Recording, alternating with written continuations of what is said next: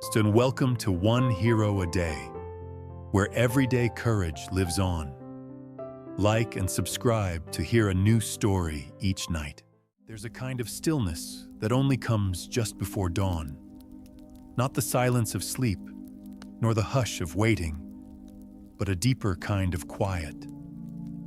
The world holding its breath, the light not yet breaking through the edges of the sky, and the mist clinging low along the ground, as if afraid of being seen.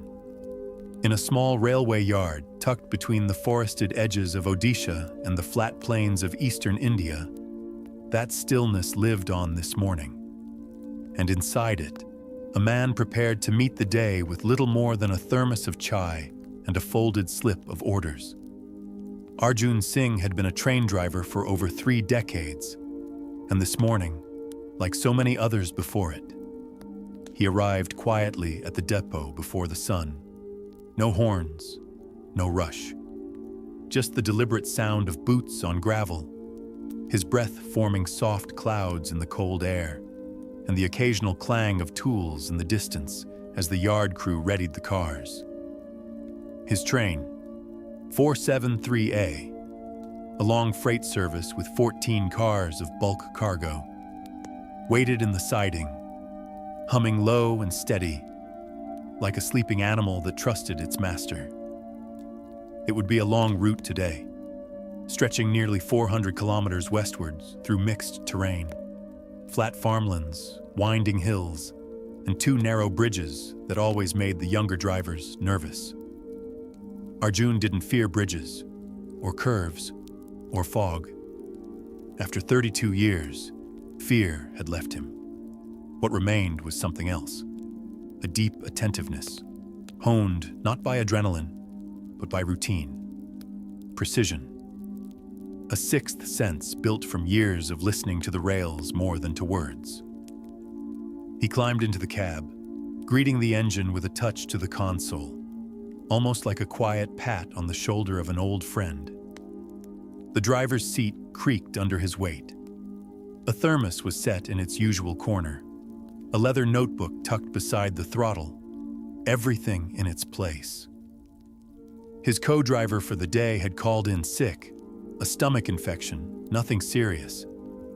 Dispatch had asked if Arjun would still run the train solo.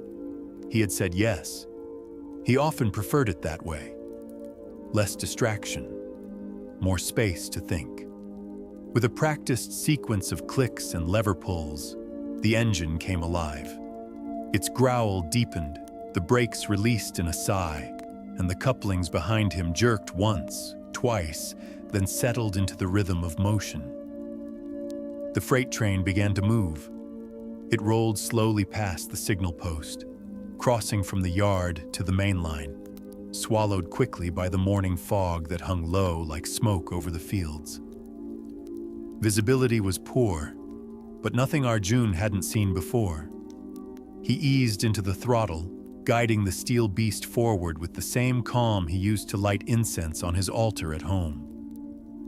Outside, the world was quiet. The farmlands to the east lay hidden behind the mist. Occasionally, the dark silhouettes of palm trees broke the monotony.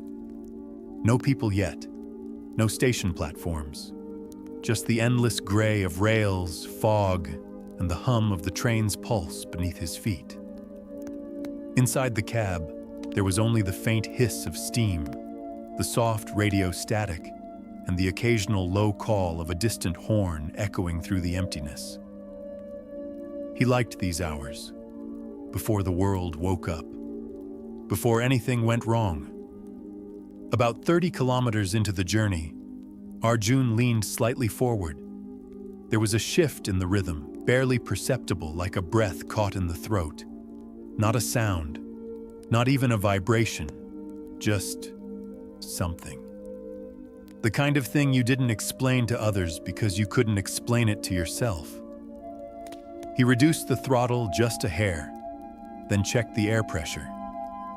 Everything seemed normal. Still, he reached for his leather notebook and jotted a quick line. KM marker 73, slight hold, check again on return. It was a habit, this note-taking. Not for anyone else, just for himself.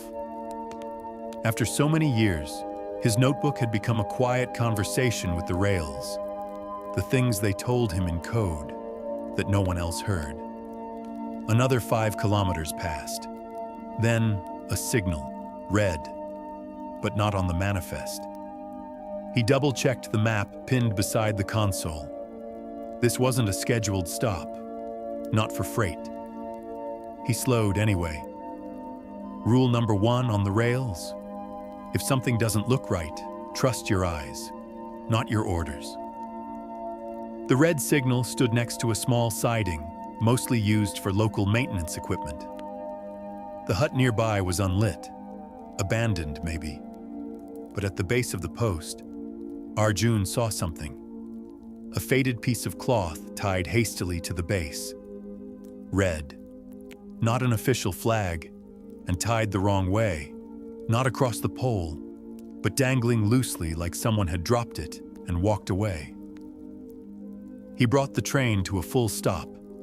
In the quiet that followed, the freight cars hissed softly behind him, metal contracting, chains settling. Arjun picked up the radio handset. 473A calling Eastern Control. Signal red at kilometer 78. No scheduled stop here. Please confirm. Over. Static. He repeated it. Again. Only static. He switched to the emergency channel. Still nothing. The fog outside was too thick now to see past the engine's nose. He considered stepping out, but something held him back. That same old whisper he'd learned to trust more than instruments. The one that told him, wait. So he waited. 5 minutes. 10. Nothing. Then, like a breath through the fog, he felt it again. That unease. Not fear. Just a sense that somewhere, something wasn't where it was supposed to be. He stood slowly, stepped to the other side of the cab, and peered down the track from the side window. Nothing but gray. But deep inside, he could feel it. Not in the rails, not in the machine, but in himself. Something was coming. And the question was no longer whether he'd face it. It was how much he would be willing to give to stop it. The seconds passed slowly. Arjun remained at the window, eyes narrowed, hand resting lightly on the edge of the console. His breath fogged the cold glass. The air was still thick with mist, pressing against the engine like a damp cloth, muffling the sounds of the world beyond. Then, a faint vibration. Not from his own engine. That rhythm was familiar, steady, like a heartbeat he'd grown up listening to. This was something else. Distant, faint, but unmistakable. Another train, coming fast. He leaned forward, peering into the fog ahead, but still nothing. Only the pale white of diffused light and the soft groan of steel settling under stillness. Then, it hit him. The track he was on, the main line, was not supposed to receive any oncoming traffic at this hour. According to the schedule, it was clear all the way to Bhubaneswar. That red signal wasn't just a delay, it was a warning. Arjun stepped back to the console, toggled the emergency radio again. Eastern Control, this is train 473A. I believe there is an unscheduled movement heading east on the main line. Please confirm. Repeat, please confirm. Over. Only silence. And then, a whistle. Distant, sharp, growing. He froze. The pitch was unmistakable. A passenger express horn. The kind that signaled speed, not caution. Fast-moving. Maybe long distance. And absolutely not supposed to be on his track. His mind began to assemble possibilities. A signal failure? A diverted train? No dispatch override? The pieces didn't make sense until they did. Something had gone terribly wrong at Central Control. Either a miscommunication, or worse, a system glitch. And now, Two trains were barreling toward each other on the same stretch of track, and no one was coming to fix it. No alerts, no reversals, no safe switch, just him and the rail. Arjun's breath slowed. Years of experience settled like armor over his thoughts. There was no time for panic, no space for doubt, just math, memory, and momentum. He quickly scanned the map. Nearest junction, 8 kilometers back.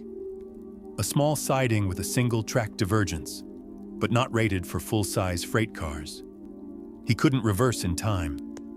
Next possible siding forward, 12 kilometers, past the curve, too far. There was no safe divergence, and the fog meant that the oncoming train wouldn't see him until it was far, far too late. He looked down the length of his own freight cars, heavy, slow to brake. If he simply applied the emergency brakes now, he'd lock the train in place, and the passenger train, moving fast, would collide at full force. Hundreds aboard. He pictured it. Carriages crushing into the freight load like paper, bodies thrown sideways in an instant, screams swallowed by steel. He couldn't let that happen. He had to move, not away, not back, but forward toward the other train. His fingers hovered over the throttle. It felt like madness, accelerating toward disaster. But somewhere deep inside, he understood. If he moved fast enough, just maybe, he could reach the only point of hope left on the line, a small maintenance turnout barely wide enough for a single engine. Not the full freight, but if he could decouple, he sprang into action. With fluid motion, he activated the decoupling switch, disengaging the main freight cars from the engine. The release hissed, metal clanged. The weight behind him dropped. The engine, now lighter, could accelerate faster. He throttled up. The train surged forward, cutting through the fog like a knife. Steel on steel, screeching, rumbling, alive. The red signal blurred past. Arjun knew the stretch of track ahead. He'd memorized every turn years ago, and he knew where the emergency turnout lay. A narrow siding meant for inspections, not real escapes, but it was all he had. He leaned into the throttle. The cab shook beneath him. The wind clawed at the side windows. His eyes watered from the cold, from the speed. Then, a light. In the distance, through the mist, another beam piercing straight toward him. The other train. It was real, and it was coming fast.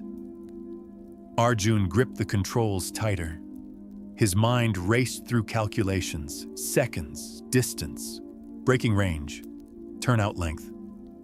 Could he reach it in time? Or would this be where it ended?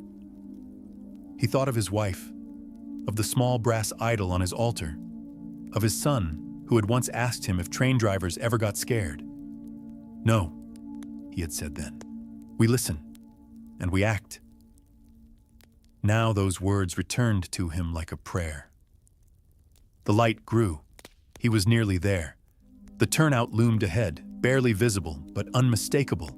A narrow gap between gravel beds and barely a few meters long. He flicked the lever. The turnout clanked open. He pulled hard left. The engine groaned, protesting, but obeyed.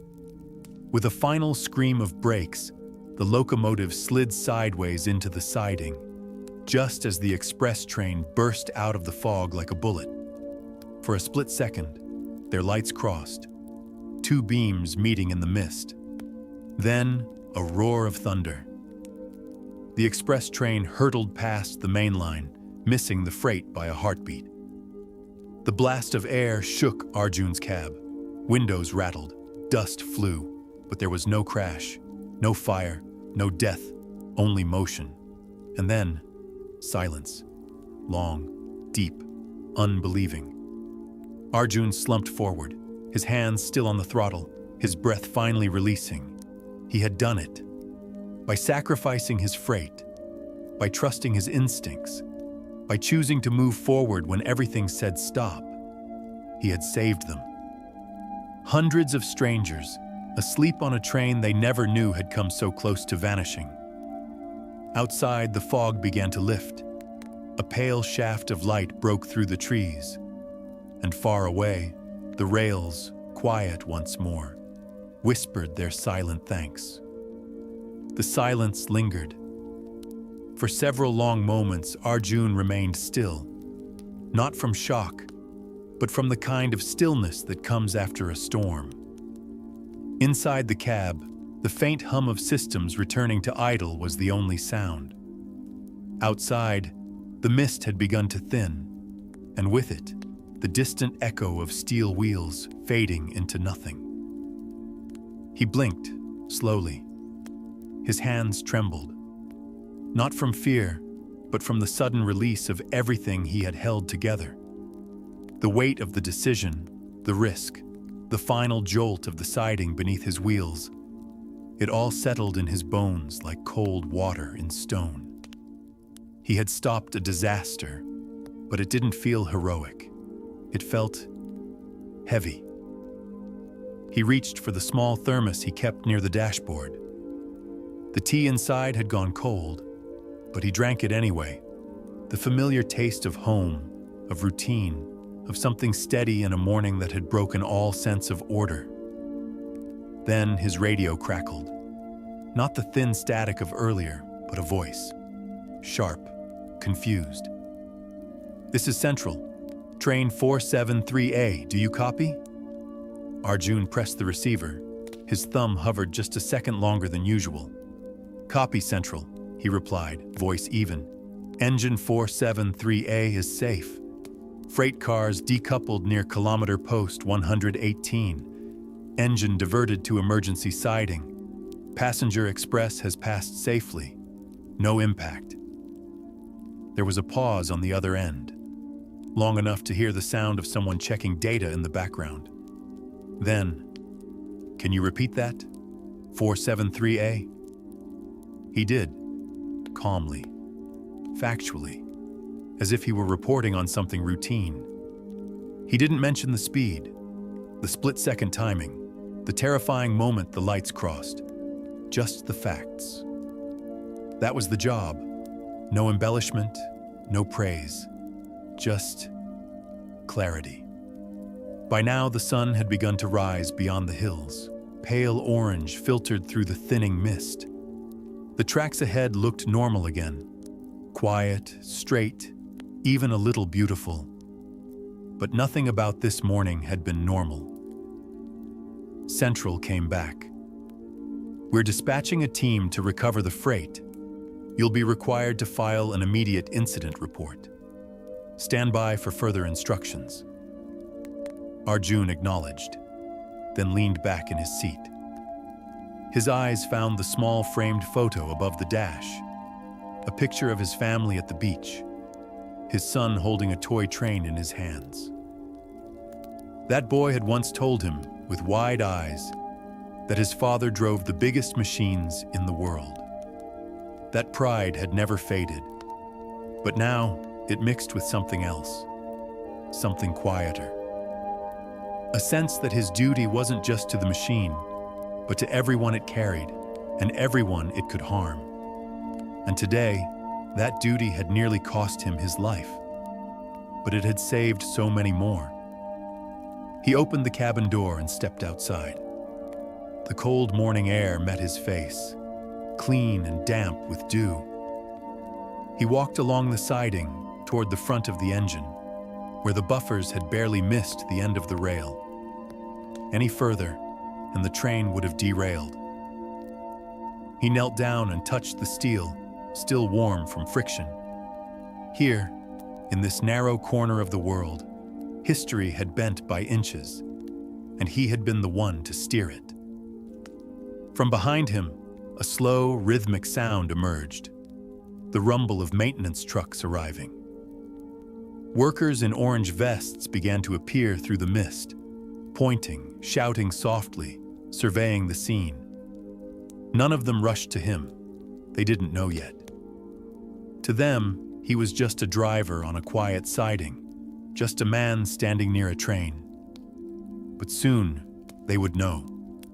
Soon, the reports would spread that a near collision had been avoided, that a disaster had been averted, that one engine, alone in the fog, had made a choice and survived. Yet even then, Arjun knew this story would not become headlines. There would be no fanfare, no medals, no national ceremony. The news would mention a near miss. Maybe, but not the man, because the hero's seat is often a quiet one, and Arjun was used to that. The railway had taught him many things: patience, precision, sacrifice, but it had also taught him humility. That sometimes the greatest victories are the ones the world never sees. He turned back to the cab. The engine hissed gently, waiting, ready to move again when called. He climbed the steps and sat back down. The fog had nearly lifted now. He could see the tracks stretching into the distance. They would call him to the depot soon.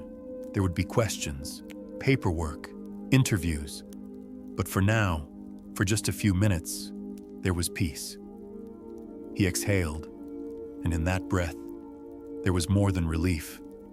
There was meaning, because this, all of it, had mattered. The yard was alive with motion. By the time Arjun returned to the central depot, word had begun to spread, not officially, not yet, but through the quiet channels that exist in every tightly knit system. Maintenance crews had whispered. Yard controllers had exchanged glances, a few nods, a few hushed retellings. Did you hear? The express was supposed to crash. Someone pulled it off the line. No way it was human timing, but Arjun. He walked into the depot with the same calm steps he always did. Uniform clean, cap in hand, eyes steady, as if it had been any other day. He passed the timekeeper's desk. A junior officer looked up, blinked twice, then stiffened. "Sir, are you the one?" Arjun gave a small smile. "Just here to file the report." Because that's what came next. In the hierarchy of railway procedure, heroism didn't come before paperwork. There were forms to fill, timestamps to verify, mechanical readouts to log. Every step of his morning had to be broken into boxes and codes. He sat at the long metal desk, pen in hand, and began. The question was there, about halfway down the first sheet. Cause of emergency deviation. Arjun paused. Just briefly. He could have written signal miscommunication or freight obstruction, but he didn't. He wrote, imminent collision. Chose siding to prevent loss of life. There was no space for emotion. No section marked how it felt or why I knew I had to act. Just facts, stark and silent. Still, as he moved through the pages, his pen steadied. There was something almost sacred about recording the truth. It gave shape to the moment, a kind of dignity. When he was done, he handed the file to the station chief, who had just arrived, still pulling on his uniform jacket. The chief was an older man, weathered, wise, someone who had seen too many broken tracks and not enough broken rules for the right reasons. He read the report once, then again, slower. When he looked up, his voice was quiet. "You're aware? This could have killed you." Arjun nodded. "Yes, sir." "And you didn't hesitate?" Arjun took a breath. "No, sir." The room was silent. Then the chief did something unexpected. He stood, walked around the desk, and extended his hand. Not as a formality, but as a gesture of respect. "Whatever happens from here," he said, "just know, you did something only a few ever do." Arjun shook his hand. No words. The chief gathered the report and turned toward the operations office. As he left, a young dispatcher poked her head in, wide-eyed, holding her tablet. "There's a call from Rail Regional Command," she said softly. "They want to speak with the driver." And just like that, it was real. Bigger than the depot, bigger than the yard. Regional Command didn't call unless something had gone very wrong or very right. Arjun followed her down the narrow corridor. His boots echoed on the concrete floor. As they neared the operations room, passing rows of blinking monitors and line maps, more heads turned. Conversations quieted. Everyone had heard something. Everyone now looked at him with the silent question. Was it true? Inside the office, a voice came through the speakerphone. "Is this driver Arjun Mehta, engine 473A? He stepped forward. "Yes, this is Mehta." A pause. Then, "We've reviewed the signal logs. Your deviation was logged at 060821. The Express cleared your former line at 060826. That's 5 seconds." Another pause. "Do you realize what you prevented?" Arjun didn't answer immediately, because this wasn't a time for ego or dramatics. He just said, "I knew what was coming. I had one option. I took it." The voice on the other end shifted slightly. Less formal now, a touch more human. "We'd like to send someone to debrief you, possibly initiate a commendation process. There may be press interest. You should be prepared." Arjun's expression didn't change. Understood. But inside, something tightened. Not fear, not shame, but an old reluctance. He didn't do it to be seen. He did it because no one else could. As the call ended, the room was quiet again. A few seconds later, applause broke out. Not loud, not wild. Just a soft, reverent clapping from those who understood what 5 seconds really meant on steel rails. Arjun lowered his head slightly, not to hide, but to honor the moment. Because sometimes being a hero isn't about being the loudest in the room. It's about being the one who acts when no one else can. The waiting room was a strange kind of quiet. Not silent, never truly silent in a place like this, but filled with the low hum of fans, the occasional clink of metal against tile, distant announcements echoing from the platform beyond. Arjun sat on the hard bench by the window, his cap resting on his lap, the weight of the morning settling into his shoulders. He had saved the train. That much was clear. The express had rolled into the next junction without a scratch, its passengers unaware they had missed death by seconds.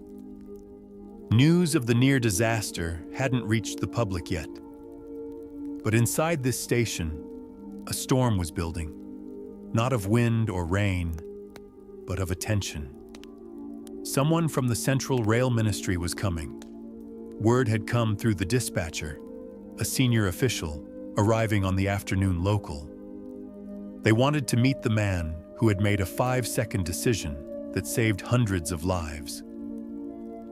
Arjun wasn't sure how he felt about that. Outside the window, the yard was golden with late morning sun. A line of idle engines waited on the siding, their steel bodies gleaming like sleeping giants. Nearby, 2 boys in tattered uniforms played with pebbles on the gravel. One of them wore a red cap just like Arjun's, imitating the driver's, perhaps, or maybe just dreaming. The door creaked open. It was Inspector Rao, the local line safety officer, a blunt man, usually impatient, always precise, but today his tone was gentler. "They'll be here by 3:40, he said, checking his clipboard. "Press might come too. We're cleaning up the office." Arjun gave a soft smile. "Cleaning it for me, or for them?" Rao looked up, and something flickered in his eyes, almost respect. "Maybe both." There was a pause.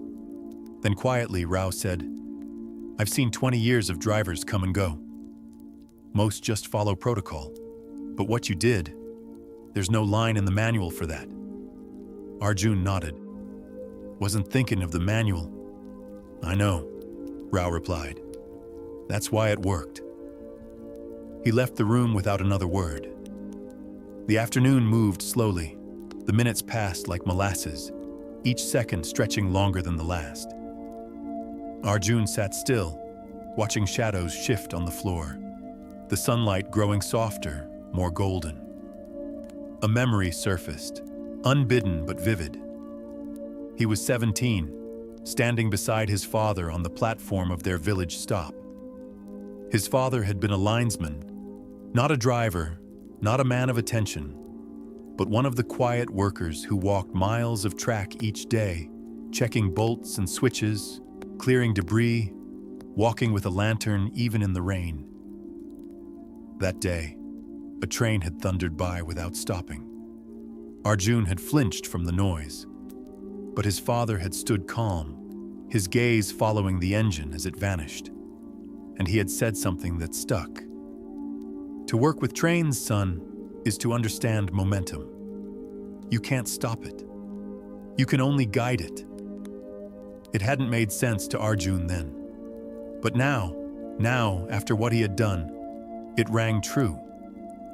Because yesterday's choice wasn't about stopping disaster.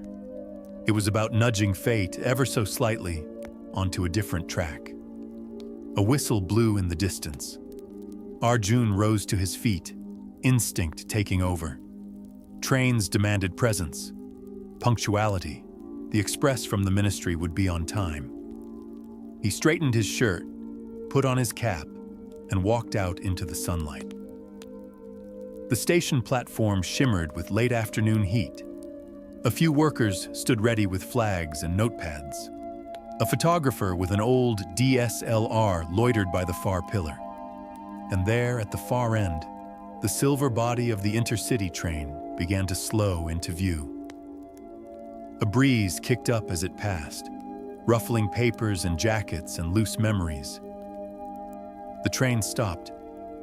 From the second coach, a tall man in a white kurta stepped down, flanked by two assistants. His ID badge glinted in the sun. He scanned the platform, then spotted Arjun. He didn't smile. Instead, he walked up and extended his hand. You must be Mehta. Yes, sir. I read your report, saw the logs, listened to the audio from the cabin mic. Very calm, very clean. But what you did, he trailed off, searching for words. It was the kind of decision we study in hindsight. Only you didn't wait for hindsight. Arjun nodded. I had a window, I took it. You saved the train, the man said. No, Arjun replied quietly. I saved the people on it. The official looked at him, then turned to one of his aides. We'll need a full write-up, profile him, commendation draft. This one's going to be in the quarterly. Then, to Arjun. There's going to be attention. Just be ready. And for the first time that day, Arjun felt a flicker of hesitation. He had never wanted to be a name in a report, never craved applause. What mattered was that no one died. But now the machine of recognition had begun to move, and it could not be stopped. Still, as the official walked away, Arjun remained still on the platform, eyes on the horizon. Because what he saw wasn't the press or the cameras or the speeches to come. He saw a train, and a switch, and a moment. And the truth that some choices are made not to be remembered, but simply because they are right. The first article came out the next morning. It was tucked inside the local paper, just below the fold. No headlines. Just a black and white photo of Arjun standing on the platform, arms folded behind his back, eyes squinting into the sun. The caption read, "Driver averts disaster near Nagpur Junction." He didn't see it until later that day. A station porter handed him the paper with a grin. "You're famous now," the man said, and walked off, whistling. Famous. The word sat strangely on Arjun's shoulders. He folded the paper, tucked it into his bag, and resumed his checks along the yard. There were oil levels to inspect, brake linkages to monitor, and a leaky valve on engine 2347 that had been nagging for weeks. Fame wouldn't fix that. But fame, it seemed, wasn't asking for permission. By midweek, a team from Delhi had arrived. They brought microphones, cameras, and polished shoes. They asked him to sit on a chair in front of engine 22,135, the same engine he had driven during the incident, and to smile, just naturally. He tried. The photo came out stiff. Then came the interview. The young reporter had bright eyes and a rushed voice. She asked him to explain what happened in his own words. He nodded, took a breath, but found that the words stuck. Not because he didn't remember, but because to him, what happened was simple. He saw a danger. He acted. He lived. The rest, the noise, the attention, the retellings, felt like echoes in a tunnel. Still, he told the story. Carefully, quietly, without drama. Afterward, the reporter leaned in and whispered, "You're a real hero, sir." Arjun looked away. "I just didn't want to see bodies on the track." That night, as he walked home through the quiet lanes behind the station, the air smelled of dust and sugarcane. Lights flickered inside small homes. Somewhere, a boy recited a lesson aloud. Somewhere else, a woman laughed over the clink of dishes. And he realized they didn't know. To them, the train had simply arrived. On time, unharmed. That was enough. But in another part of town, the story had already begun to spread. A shopkeeper pointed at him. A boy asked for a selfie. His neighbor left flowers on his doorstep. He picked up the bouquet, stared at the marigolds, and placed them in a glass of water. His wife, Mira, noticed the shift. "You're quieter than usual," she said that night, serving lentils onto his plate. He shrugged. "Just tired." But she studied his face. "You're not tired," she said. "You're carrying something." He didn't respond. Because how could he explain that all this? The gratitude, the praise, the way people looked at him now, felt heavier than the moment he stood alone in the driver's cab, staring down a fatal track. It was one thing to act on instinct. It was another to live in the shadow of that moment. Later, unable to sleep, he stepped out onto the small balcony. The town was quiet, the moon pale against the sky. Somewhere in the distance, a goods train rumbled softly, its horn long and mournful. He leaned on the railing, hands clasped, and for the first time he wondered, what if he had been wrong? What if the switch had failed? What if the express hadn't slowed in time? What if his name, instead of being printed in black and white, had been etched in stone? A casualty, not a hero? He closed his eyes. There had been no guarantee, no assurance, just a gut feeling, a belief he had gambled with his life and with others. And even though it ended well, the weight of that risk was now his to carry, forever. The wind picked up. Dry leaves rustled along the street. From the corner of his mind, his father's voice returned. "Sometimes, son, the right thing feels like a burden." He stayed there in the stillness for a long while, not seeking answers, just listening to the silence between the trains. The letter arrived 1 week later.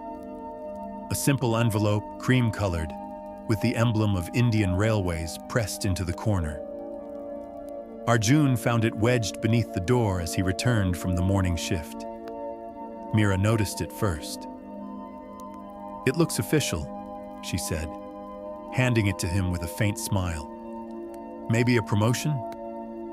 He didn't answer, just ran his thumb across the crease and opened it carefully. Inside was a single sheet, typed, formal, a commendation from the Ministry of Railways, recognition of exemplary service, an invitation to Delhi, a ceremony. He read it twice, then folded it, placed it on the table, and sat in silence. Mira watched him from the kitchen.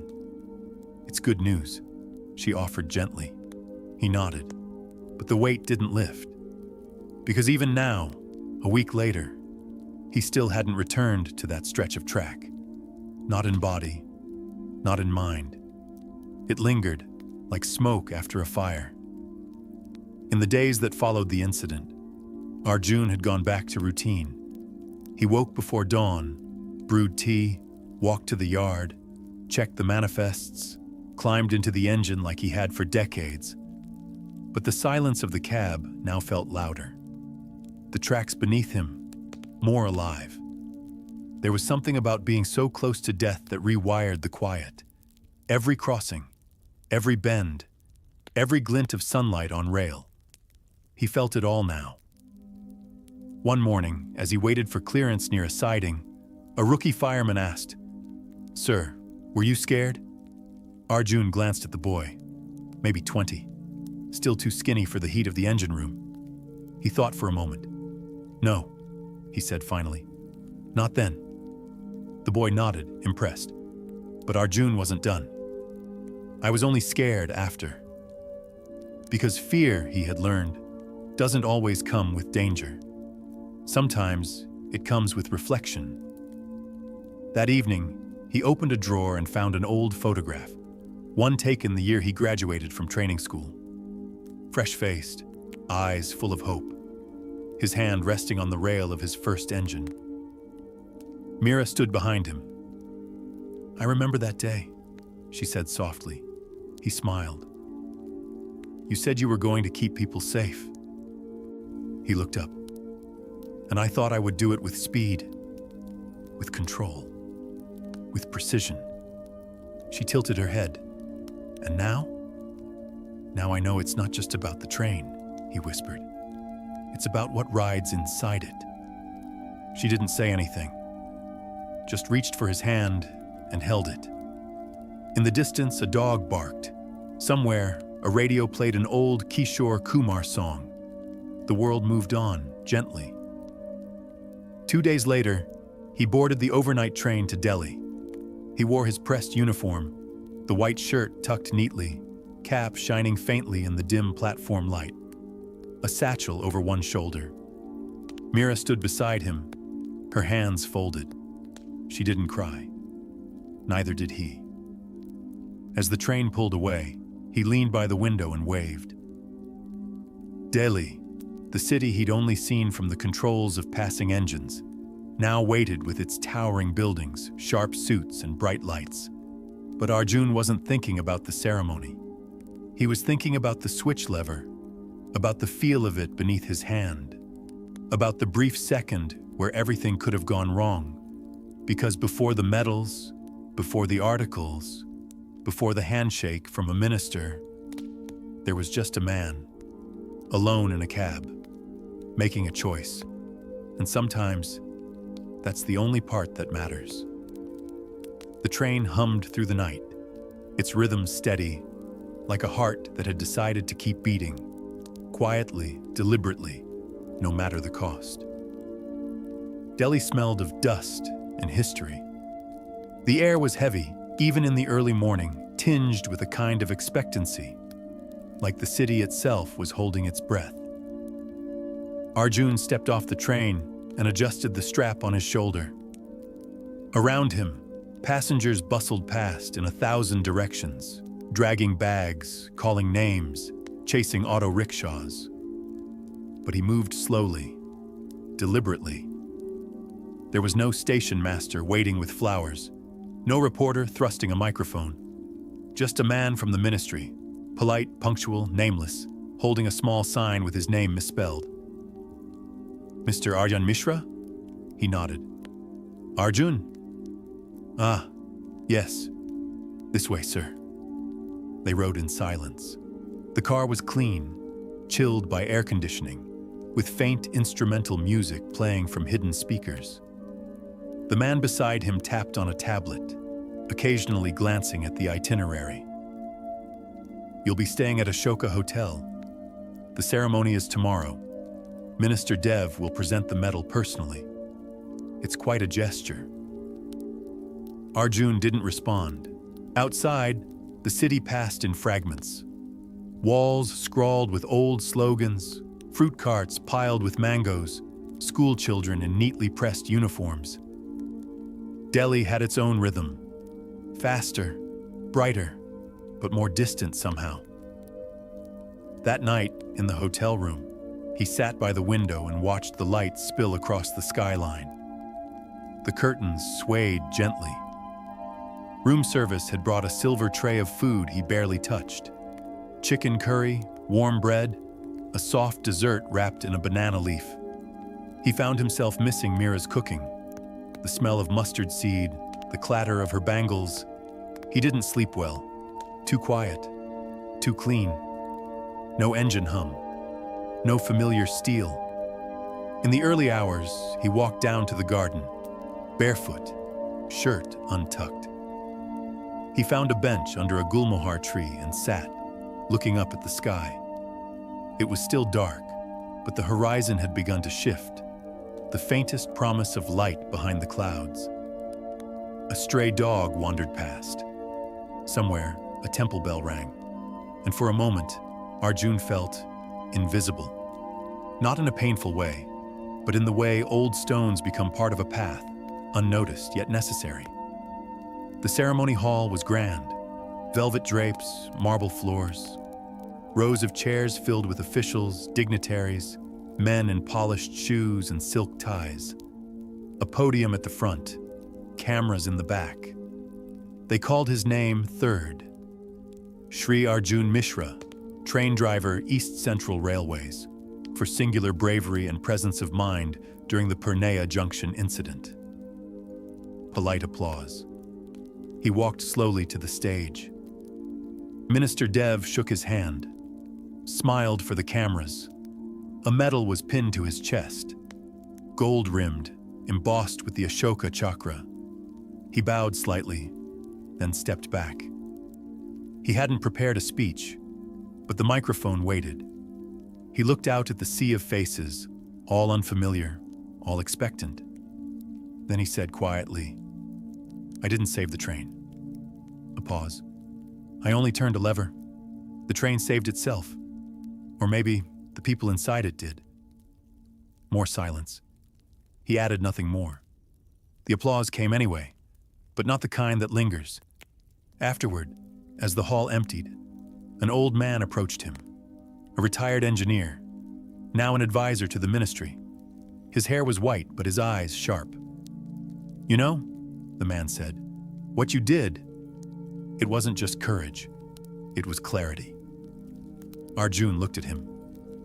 That moment, the switch, the choice, it doesn't come often, but when it does, it leaves something behind. He nodded. "I just hope," the old man said, placing a hand on Arjun's shoulder, "you can carry it lightly." But Arjun knew he wouldn't. Some choices aren't carried. They become part of you, like the scent of diesel on old fabric, or the way a whistle sounds when no one else hears it. Later that evening, in the train back home, Arjun sat by the window once more. The medal lay wrapped in his handkerchief, tucked deep in his bag. He didn't need to see it. He had seen enough. Outside, the plains stretched wide, and with every mile he felt himself returning, not just to the house with Mira's garden or the familiar yard of trains, but to the place where his quiet, ordinary life had tilted and somehow still continued. He exhaled, not in relief, but in quiet recognition that he had survived, and so had they. The house was as he left it, small, pale blue, with a rusted gate that creaked when Mira pushed it open. She stood on the porch, wiping her hands on the edge of her dupatta, her eyes scanning the lane like she had done every day since he left. When she saw him, she didn't cry. She just opened the gate, stepped aside, and whispered, "You're home." Arjun nodded. He stepped through, set his bag down by the door, and removed his shoes like always. Inside, the air was warm with turmeric and ghee. Somewhere, a pressure cooker hissed. Life had continued. She served dinner on the floor, as they always did. No extra questions, no ceremony, just hot dal, rice, and the sharp tang of lemon pickle. As he ate, she poured him water, then sat across from him, silent, present. "I saw it on the news," she said softly. "Then I didn't." He glanced up. "It disappeared quickly," she added, "like fog in the sun." He didn't respond. He didn't want to disturb the moment with words that wouldn't fit. The medal remained buried in his bag. Mira didn't ask to see it, and he didn't offer. In the weeks that followed, the routine resumed, or at least tried to. Mornings began early. Chai simmered. The radio played old songs. Arjun took long walks to the station yard, watching trains come and go. His name was no longer in the papers. No one at the station asked for an autograph. Even his superiors had settled back into their schedules, speaking of rosters, rail lines, engine orders. But inside him, something had shifted. He stood longer near the tracks now, listening to the way steel echoed. He paid closer attention to the feel of the earth when a train approached, the hum, the rhythm, the almost imperceptible tremble underfoot. He noticed things that had once blurred together. The smudge of oil on a wheel spoke to him. So did the slow, worn steps of a guard climbing aboard. Even the cracked paint on an old signal box seemed to tell a story. One afternoon, he sat alone on a bench just past the station boundary, where trains emerged from the horizon like memories taking shape. A child ran past, barefoot, chasing a red plastic ball. Arjun smiled faintly. For the first time in days, he allowed himself to recall the moment again. Not the lever, not the sound of the freight track absorbing the train's weight, but the silence afterward. The deep, thick silence, and the small sounds that followed. The hiss of brakes, the shuffle of passengers, someone sobbing with relief. He had lived that moment once, but now he was beginning to understand it. It hadn't been about heroism, not truly. It was about weight. The kind a man carries not on his shoulders, but in the space between heartbeats. One morning, as he passed the shed near the station yard, he saw a young trainee driver struggling with an old diesel panel. The boy was maybe 20, his hands shaking slightly as he adjusted the throttle. Arjun didn't say much. He stepped beside him, tapped twice near the control lever and said, "Feel it first, then move." The boy blinked. "Sir?" Arjun placed the boy's hand firmly on the lever. "Close your eyes. Wait for the engine to speak." The boy stared at him, puzzled, then obeyed. Moments passed. Then the boy moved the lever, and the engine roared to life, not forced, but in tune. Arjun smiled. Something gentle settled inside him. Maybe this was what came after survival. Not glory, not peace, but the quiet work of transmission, of passing on something wordless, something felt in the bones. The next evening, Mira handed him a worn envelope. "What's this?" "A letter from Purnea Junction," she said. "From a passenger." Arjun opened it slowly. The handwriting was neat, careful. Inside were just a few lines. "Dear driver, I don't know your name, but I know we lived because of you. My daughter was born 2 weeks later. We named her Asha, Hope. I hope you are well. Someone who remembers. Arjun folded the letter, pressed it against his chest, then placed it gently into a drawer beside his cot. He didn't need medals. He needed memory. Alive, quiet, steady, like the sound of a train in the distance. The letter stayed in the drawer, but its words lingered. Every now and then, Arjun would take it out, not to read it, but just to hold it. The paper had grown soft at the edges, worn by fingertips that needed to remember. It reminded him that the story had continued long after the brakes screeched and the wheels stopped. He had saved strangers, but they were not strangers now. Each time he thought of the baby, Asha, he saw her not as a name on a page, but as a real child, learning to walk, laugh, cry, someone whose life now stretched forward because of a moment he barely remembered deciding. One evening, while the sun dropped low over the rice fields and shadows stretched long along the rails, Arjun stood watching a freight train roll past. Mira had joined him on the platform, quiet as always, holding 2 cups of chai. "You never told me what it was like," she said gently. Arjun sipped. "You wouldn't want to know." "Maybe, but I think you need to say it." He nodded slowly. "It wasn't brave," he began. "It wasn't like in the films. I wasn't sure. I didn't know it would work. I just knew I was the only one who could try." Mira's eyes didn't flinch. She just listened. "I kept thinking about the kids," he continued. "The ones who fall asleep on the night train, who think the world is safe when they're wrapped in their mother's shawl. I couldn't let them wake up to sirens." A breeze rustled through the platform. Somewhere, a dog barked. A horn blew in the distance. Mira reached out and touched his arm. "That's what courage is, Arjun. It doesn't wait to be sure." Later that night, he found himself unable to sleep. He rose from the bed, walked outside into the thick silence, and sat under the neem tree. The moon was pale and low, the kind that made memories feel louder. He began to write. Not a letter, not a report, but something like a record.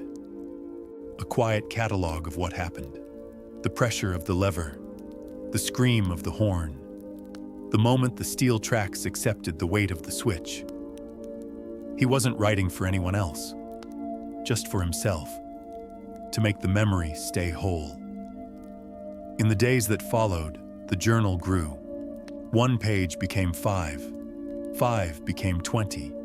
He wrote of the night leading up to it, the quiet tea in the yard, the engine's strange vibration, the sense, deep inside, that something was out of place before he even knew what. He wrote of the choice, not dramatic, but heavy, like placing one foot on a bridge without knowing if the other side still stood. And he wrote of the after, the strange hollowness of applause, the way the train had been taken away, fixed and reassigned, as if it hadn't almost become a grave. Mira found the notebook one morning, left open on the table. She didn't say anything. She just added a second one beside it, blank, waiting. Arjun smiled. Something in him had turned, from silence to telling.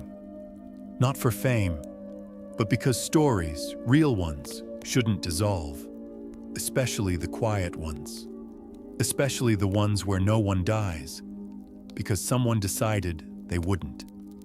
A month later, he received a call from a small radio station in Odisha. They were doing a series on unsung railway workers. The host had heard whispers of what happened in Purnea. He asked if Arjun would speak. Arjun hesitated. Then softly he said, "Yes, but only if I can tell it my way." The broadcast was simple. No fanfare, no dramatic music. Just a voice. Steady, honest, human. He spoke of trains, tracks, decisions, of fear, of weight, of the moment when noise becomes silence and a man becomes responsible for everything inside that stillness. The host cried quietly on air. Listeners called in. Strangers, workers, widows, students. One woman said, "Now I'll think of the driver every time I board." Another said, "That night you saved more than lives. You saved trust." Arjun didn't reply. He just sat in his small kitchen, radio crackling, Mira beside him, and listened. The sound of truth was quiet, but it echoed. Some things changed after the radio broadcast, but not in the way the world expected. There were no parades, no medals arrived by post, no government official showed up with a camera crew. What came instead were letters. Dozens at first, then hundreds. Written in slow handwriting, many addressed simply to the man who stopped the train, Bahar. Some were from children who had heard the story on the radio, their words crooked and sweet. "Dear train uncle, I want to be brave like you. My mummy says you are a real-life hero. Thank you." Others were more somber. A station manager in Andhra Pradesh shared how he, too, once made a call that might have cost him everything. A nurse from Kolkata said she played the story for patients in the cancer ward. It helped them sleep. Each letter reminded Arjun that the moment had not vanished. It had grown, like seeds scattered quietly into the wind. He read each one carefully, even the ones with poor grammar, even the ones unsigned. Sometimes Mira read them aloud in the evenings, her voice warm and steady, like the rhythm of a train at dusk. They began to keep them in a wooden box, old, sanded smooth. The kind you don't buy, the kind that's passed down. The box sat beneath the window, where light could fall on it softly each morning. Arjun still went to work, still walked to the depot with his lunch wrapped in cloth, still nodded to his colleagues at the yard gate. But now, there was a stillness in their glances, a respect that didn't need words. They didn't ask him to retell the story. They didn't need to. They had read the truth in the tracks that morning, and the tracks remember. One afternoon, as he stood near his engine, a young trainee approached him, nervous, maybe 21. "Sir," the boy said, "if it were you, what would you do if the signal failed during a monsoon crossing?" Arjun paused. He didn't offer protocol. He didn't cite the manual. He said, "First, I would slow down, not the engine, myself." The boy blinked. Arjun continued, "When you're scared, don't rush toward action. Stay still. Listen to the machine. Then, listen to your gut." The boy nodded slowly. In that moment, Arjun realized something had shifted within him. He wasn't just a man who'd survived a choice. He was now part of a chain. The long, quiet line of people who passed wisdom down, not in speeches, but in silences. That night, back at home, Arjun stood under the neem tree again. The moon was high. A breeze stirred the branches. He took out a small slip of paper, a note he had once tucked into the pages of his own notebook. On it, just 4 words. The weight was mine. He turned it over and wrote something new on the back. And I carried it. As he folded it, Mira stepped beside him. "I saw a girl today," she said. "She asked if she could draw a picture of you for her school wall." Arjun smiled faintly. "What did you say?" "I said, draw the train instead." He wouldn't like the attention. They laughed, just a little. And inside the house, the wooden box sat in its patch of moonlight. Letters still coming. Stories still being told. Because some choices never stop echoing, and some heroes never leave the track. It was early spring when the letter arrived. Unlike the others, This one was official. The envelope bore a seal, circular, dark blue, with the emblem of Indian Railways embossed at the top. Arjun held it in his hands for a long moment before opening it. Inside, a single sheet. Thick paper, typed in crisp black ink. It wasn't an award, it was a request. The letter invited him to Delhi to speak at the annual Safety Summit of Indian Railways, not as a representative, not as a retired driver, but as a story. At first, Arjun hesitated. He had never liked stages, microphones, or spotlights. He preferred levers, tracks, and the sound of steel whispering across the earth. But Mira touched his arm gently. "You always say stories matter more than speeches," she said. "Then go tell yours the way it happened.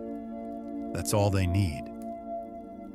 And so a few weeks later, he stood on a small stage in a modest hall, in front of rows of railway workers, trainees, and engineers. There were cameras, yes, but there was also something better. Silence. That kind of silence only a room full of railway men and women can give. Not out of politeness, but out of understanding. Out of respect. He didn't read from a page. He simply told them what it was like. That cold morning, the silence after the radio call, the humming engine beneath his hands, the weight of choice sitting in his chest like a stone. And the moment, the exact moment, he knew there was no going back. Not once did he raise his voice. He didn't need to. He just spoke like a man who had stood at the edge and come home. When it was over, no one clapped right away. They just sat with it. Then slowly, hands rose. Not for applause, for questions. And those questions stretched long into the afternoon. Not about heroism, but about fear, about judgment, about what to do when no one can tell you what comes next. When Arjun finally stepped down from the stage, a woman approached him. Middle-aged, sharp eyes. Her ID badge marked her as an investigator. "Mr. Arjun," she said quietly. "I was one of the ones who reviewed the derailment site. We never found the final cause. But hearing you today, I think we were looking in the wrong place." He tilted his head. "Where should you have looked?" She said, "Not in the metal, in the moment." They shook hands. That night in the hotel room, Arjun stood by the window. Delhi buzzed below. Lights pulsed like stars turned electric. He missed the tracks, missed the hum beneath his boots. But there, in that unfamiliar place, he felt something click into place. The story no longer belonged to him. It was now out there, in rooms and minds and notebooks and safety manuals. It would be repeated, examined, misquoted, remembered. And maybe, just maybe, someday, a young driver would find himself staring at a signal that refused to change, and remember the man who once slowed down and listened. A few months after the Delhi summit, Arjun received a postcard. Not a letter. A postcard, the kind tourists send. Glossy, faded slightly at the edges. The front showed a windswept beach from Kerala. On the back, in tight, hurried handwriting, "Didn't think I'd find you in the papers. But of course it had to be you. Some things never change, do they? Dev." Arjun stared at the name. For a moment, the years dropped away. Devendra Mehra, developer, his closest friend from training school, back when they were just boys in overwashed uniforms, running drills in Patna, pretending they weren't terrified of the engines they would one day command. They'd lost touch decades ago. Not from a fight, just life. Different postings, different routes. The slow erosion that distance and time always bring. But now, here he was. Developer, and a few weeks later, he came in person. He arrived on a Sunday morning, gray hair, a heavier gait, but the same sharp eyes, the same smile that always tilted a little too wide. Mira welcomed him in, served tea without asking. The two men sat under the neem tree, just like they had sat under power pylons all those years ago, legs stretched out, stories tumbling into the afternoon. Dev had retired 5 years earlier, spent time with grandkids, grew a stubborn affection for gardening. But he had heard the story. Everyone had, and he had known. "Only one man I knew would stay on a moving train with that kind of silence in him," he said. Arjun chuckled. "You make it sound noble." "It was," Dev said, "and it was also reckless and painful and exactly what you would have done." The truth of it settled between them. They spoke not only of the near disaster, but of other things, old signal failures, station masters long dead, the way the wheels sang differently in the south. But then, Dev grew quiet. He leaned forward. "There's something I never told you," he said. "Back in '91, remember that flood in Odisha?" Arjun nodded. He remembered the news, the tracks submerged, the rescue trains. "I was the night driver," Dev said. "But I bailed out, I panicked. I left the cab 10 minutes before the water surged." He looked down. "They said it was the right call, protocol. But I've carried that silence ever since." Arjun said nothing. He let the silence hold its shape. Then quietly, "Sometimes the bravest thing is knowing when to leave." Dev exhaled. The sound was half laugh, half grief. "You really haven't changed," he said. But Arjun had. He had changed in a way that couldn't be seen, only felt. Less urgency, more gravity, more space for others' stories. Before Dev left that evening, he handed Arjun a small package. Inside, a model train carved from sandalwood, handmade, not perfect. "Thought it might sit well by your letters," he said. It did, and as the sun slipped behind the trees, Arjun realized something simple. Sometimes the past doesn't return to haunt. Sometimes it returns to heal. The year Arjun turned 65, a young woman arrived at his door. She was slender, serious-eyed, wearing the crisp uniform of a newly minted assistant loco pilot. Her badge read R. Kapoor. Her voice trembled slightly when she introduced herself. "I don't mean to intrude, sir. I just needed to meet you." Arjun invited her in. Mira brought tea, as always. They sat beneath the same neem tree where Dev had once rested, where old friends and forgotten years had come to visit. The young woman explained. Her name was Reha Kapoor. She'd grown up in a railway family. Her father was a signal inspector, her uncle a shunter. For most of her life, the railway had been stories and schedules, but something shifted the year she heard about a lone driver who refused to abandon his train. "I was 15, she said. "I didn't know your name, just the story, but it stayed with me." She'd clipped the article, folded it into the back of her school notebook. Every exam season, every time she doubted her own strength, she'd reread it. Not because it glorified heroism, but because it was honest. I remember thinking, if someone can do the right thing even when there's no one watching, then maybe I could too. Arjun was quiet for a while. Then he smiled.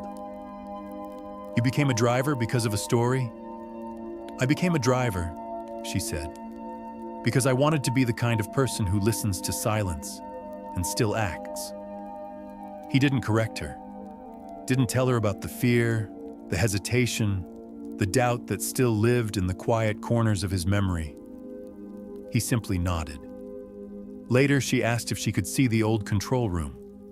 It wasn't far, A decommissioned shed now, overrun with weeds, the panels dusty, the meters still marked with chalk scribbles from decades ago. But she stepped inside like it was sacred, like it was a place where something had been decided, not just mechanically, but morally. Before she left, she turned back. "I'll remember this," she said.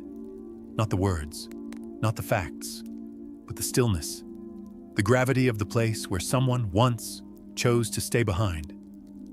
When she was gone, Arjun sat on the platform edge for a long while. The sun dipped low, casting amber light across the rails. He had never sought recognition, but now he saw what mattered more. Not the retellings, not the citations, but the quiet ripple of one life touching another, across time, across miles. A girl with a badge, a story in her pocket, a choice waiting in her future, and the railway, always, moving forward. Days folded back into the soft regularity of routine. The headlines faded, the ceremonies ceased. Arjun returned to waking before dawn, walking the narrow lane outside his house, stopping by the same tea stall where the newspaper uncle always greeted him with a nod and a steaming cup. Life on the surface resumed its former shape. But within Arjun, something had quietly shifted. It wasn't something he could name, not pride, not grief, not even peace. It was a gentler awareness of time, of breath, of people. He noticed the small kindnesses more. The rickshaw driver who always waited an extra moment for the old man crossing the street. The boy who shared his lunch with the stray dog near the yard. Once these things passed by like background noise. Now they lingered. Mira noticed it too.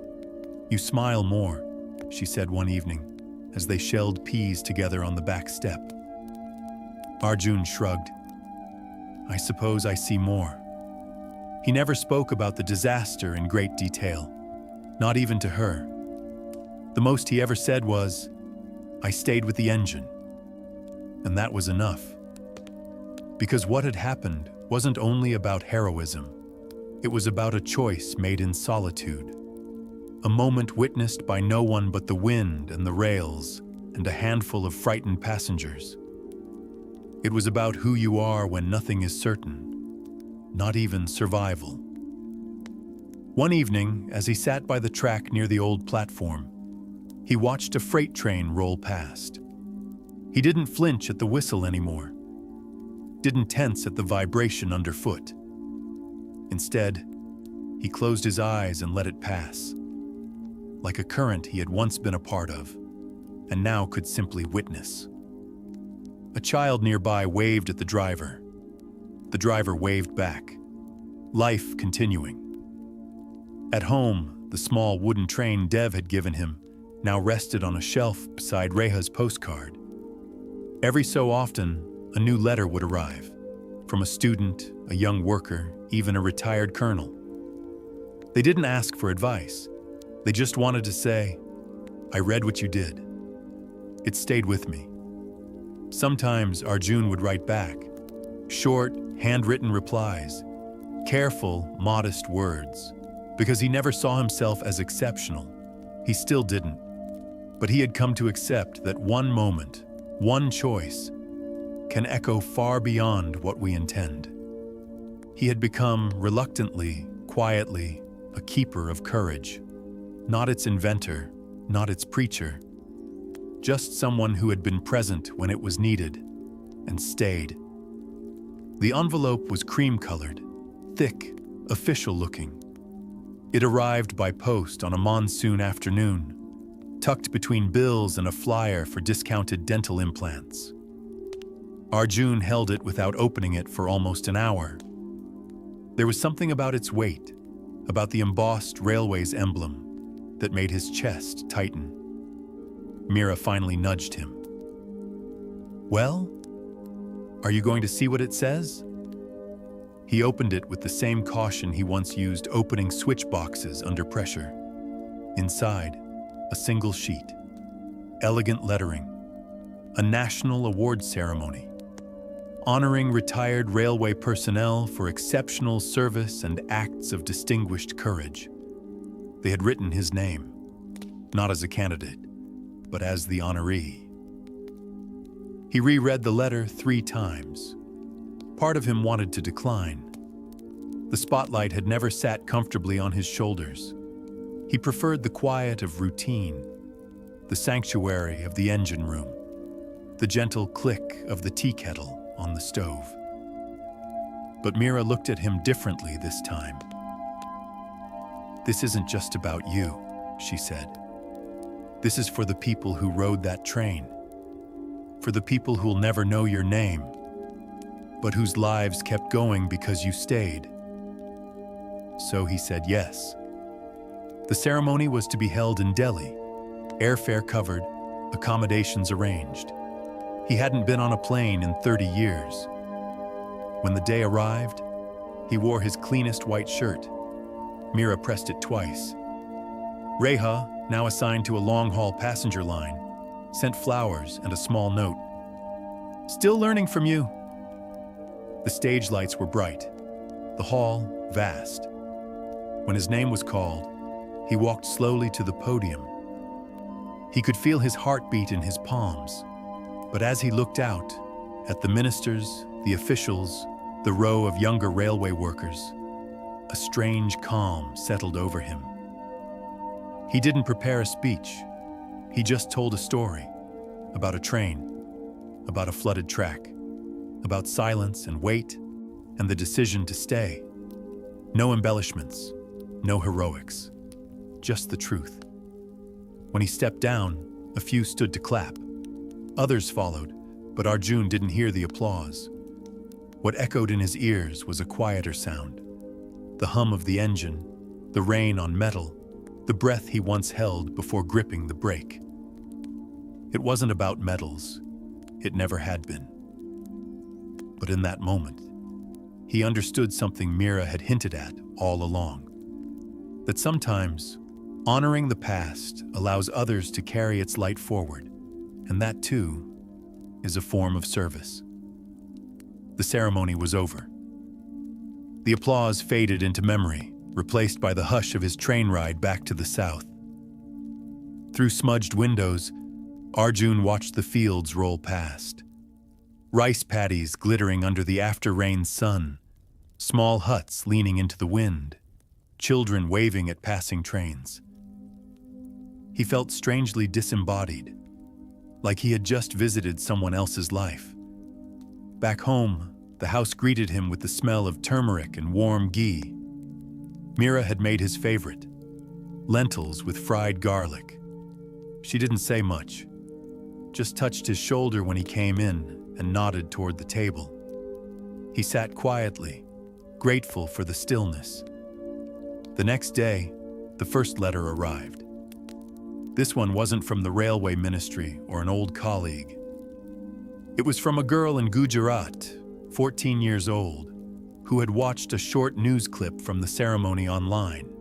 "You smile more," she said one evening, as they shelled peas together on the back step. Arjun shrugged. "I suppose I see more." He never spoke about the disaster in great detail, not even to her. The most he ever said was, "I stayed with the engine." And that was enough. Because what had happened wasn't only about heroism. It was about a choice made in solitude. A moment witnessed by no one but the wind and the rails and a handful of frightened passengers. It was about who you are when nothing is certain, not even survival. One evening, as he sat by the track near the old platform, he watched a freight train roll past. He didn't flinch at the whistle anymore, didn't tense at the vibration underfoot. Instead, he closed his eyes and let it pass, like a current he had once been a part of, and now could simply witness. A child nearby waved at the driver. The driver waved back, life continuing. At home, the small wooden train Dev had given him now rested on a shelf beside Reha's postcard. Every so often, a new letter would arrive, from a student, a young worker, even a retired colonel. They didn't ask for advice. They just wanted to say, "I read what you did." It stayed with me. Sometimes Arjun would write back, short, handwritten replies, careful, modest words, because he never saw himself as exceptional. He still didn't. But he had come to accept that one moment, one choice, can echo far beyond what we intend. He had become, reluctantly, quietly, a keeper of courage. Not its inventor, not its preacher. Just someone who had been present when it was needed, and stayed. The envelope was cream-colored, thick, official-looking. It arrived by post on a monsoon afternoon, tucked between bills and a flyer for discounted dental implants. Arjun held it without opening it for almost an hour. There was something about its weight, about the embossed railway's emblem, that made his chest tighten. Mira finally nudged him. "Well, are you going to see what it says?" He opened it with the same caution he once used opening switch boxes under pressure. Inside, a single sheet. Elegant lettering. A national award ceremony. Honoring retired railway personnel for exceptional service and acts of distinguished courage. They had written his name, not as a candidate, but as the honoree. He reread the letter 3 times. Part of him wanted to decline. The spotlight had never sat comfortably on his shoulders. He preferred the quiet of routine, the sanctuary of the engine room, the gentle click of the tea kettle on the stove. But Mira looked at him differently this time. "This isn't just about you," she said. "This is for the people who rode that train, for the people who'll never know your name, but whose lives kept going because you stayed." So he said yes. The ceremony was to be held in Delhi, airfare covered, accommodations arranged. He hadn't been on a plane in 30 years. When the day arrived, he wore his cleanest white shirt. Mira pressed it twice. Reha, now assigned to a long-haul passenger line, sent flowers and a small note. "Still learning from you." The stage lights were bright, the hall vast. When his name was called, he walked slowly to the podium. He could feel his heartbeat in his palms, but as he looked out at the ministers, the officials, the row of younger railway workers, a strange calm settled over him. He didn't prepare a speech. He just told a story about a train, about a flooded track, about silence and weight and the decision to stay. No embellishments, no heroics, just the truth. When he stepped down, a few stood to clap. Others followed, but Arjun didn't hear the applause. What echoed in his ears was a quieter sound. The hum of the engine, the rain on metal, the breath he once held before gripping the brake. It wasn't about medals. It never had been. But in that moment, he understood something Mira had hinted at all along. That sometimes, honoring the past allows others to carry its light forward, and that, too, is a form of service. The ceremony was over. The applause faded into memory, replaced by the hush of his train ride back to the south. Through smudged windows, Arjun watched the fields roll past. Rice paddies glittering under the after-rain sun, small huts leaning into the wind, children waving at passing trains. He felt strangely disembodied, like he had just visited someone else's life. Back home, the house greeted him with the smell of turmeric and warm ghee. Mira had made his favorite, lentils with fried garlic. She didn't say much, just touched his shoulder when he came in and nodded toward the table. He sat quietly, grateful for the stillness. The next day, the first letter arrived. This one wasn't from the railway ministry or an old colleague. It was from a girl in Gujarat, 14 years old, who had watched a short news clip from the ceremony online. The day Arjun retired, the sky was cloudless. There was no formal event, no speeches, no garlands, just a cup of tea in the break room, a few quiet nods, and the shift roster on the wall, with his name no longer on it. He was glad for that. He had never wanted fanfare. Only the rhythm of the rails, the comfort of steel and speed, and the steady heartbeat of an engine that listened when no one else did. Reha picked him up in her small car, the one she'd saved up for during her first year working at the hospital. "Want to stop by the river?" she asked. He hesitated, then nodded. The old floodplain was quiet now.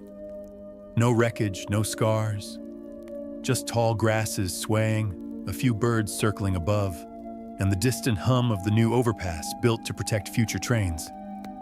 They stood in silence. "I've thought about that night," she said. "So many times." Arjun didn't respond. He didn't need to. "I used to wonder," Reha continued, "if it had been me in that cabin. Would I have done the same?" He looked at her, this woman who had grown from a fragile girl into a fierce, clear-eyed presence. "You would have," he said.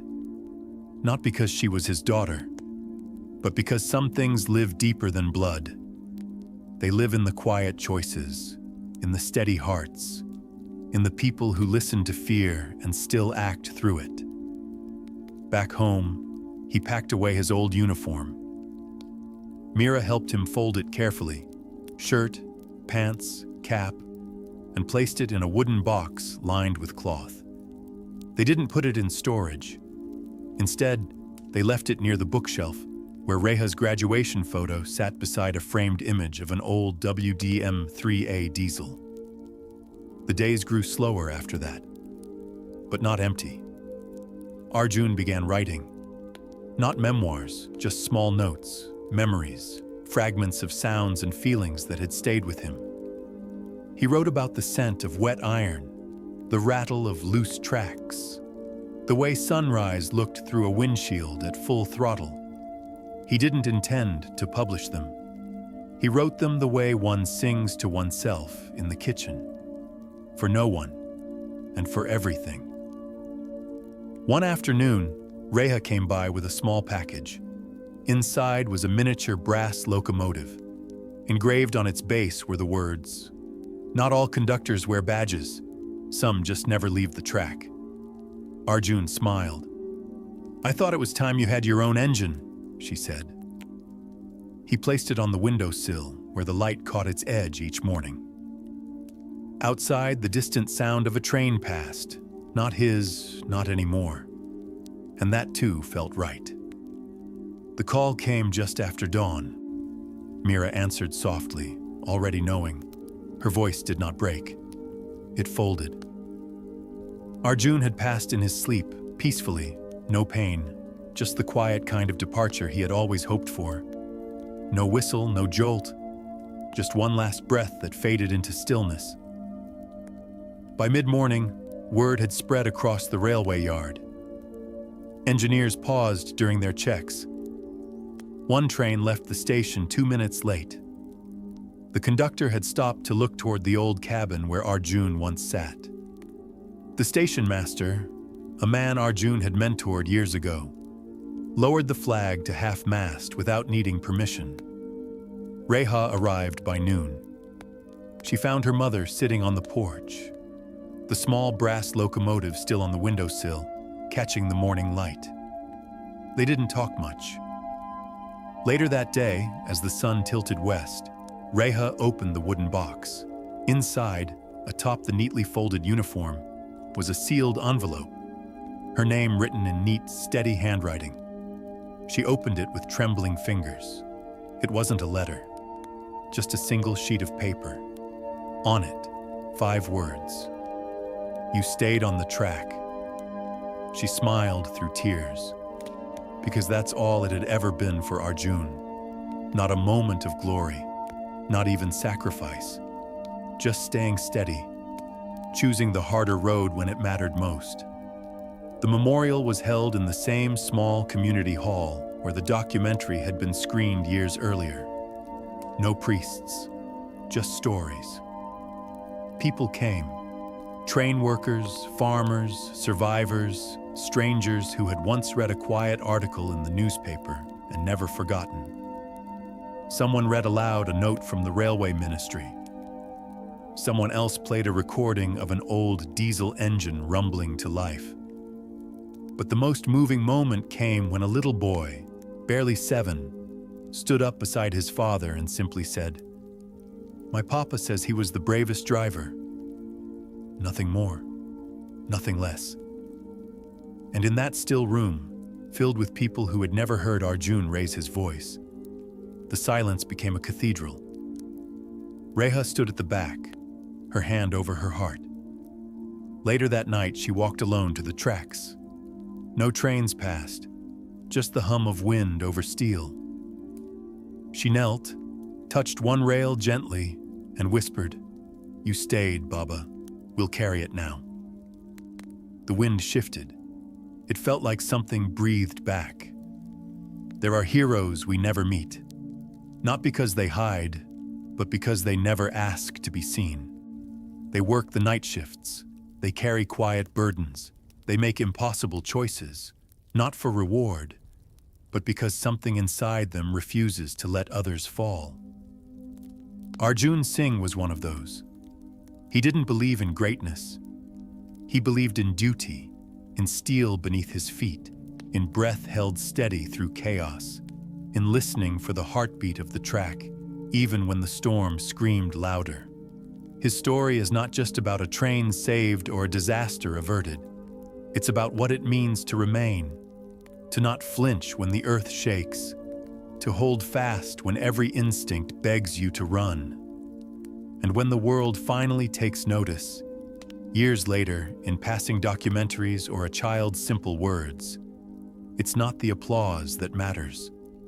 It's the echo, the quiet knowledge that someone, somewhere, was changed because one person did not walk away.